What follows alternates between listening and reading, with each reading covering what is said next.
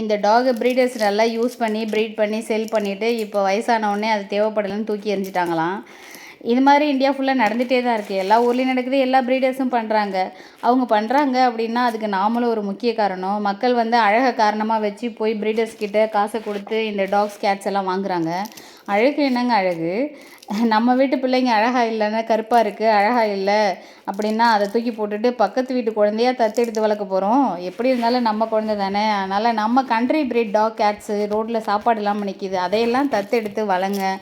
அதுக்கு பெரிய செலவே கிடையாது. நாம் பணத்தை கொடுத்து காசு இருக்குன்னு போய் வாங்கிடுறோம். அதை காரணமாக வச்சு ப்ராஃபிட்டுக்காக ப்ரீடிங்கை வந்து அதிகப்படுத்துகிறாங்க.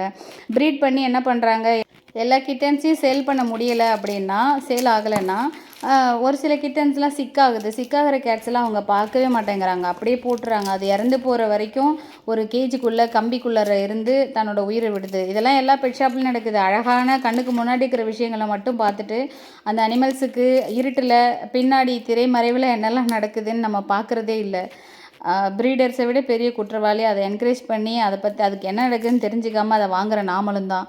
ஸோ ப்ரீடர்ஸ் கிட்ட போய் கேட்ஸ் டாக்ஸ் வாங்குறத நிறுத்துங்க தயவு செஞ்சு. நம்ம கண்ட்ரி ப்ரீடு எவ்வளோ ரோட்டில் நிற்கிது சாப்பாடு இல்லாமல், கண்ணில் ஏக்கத்தோட பசியில், அதெல்லாம் தத்தெடுத்து வளங்க.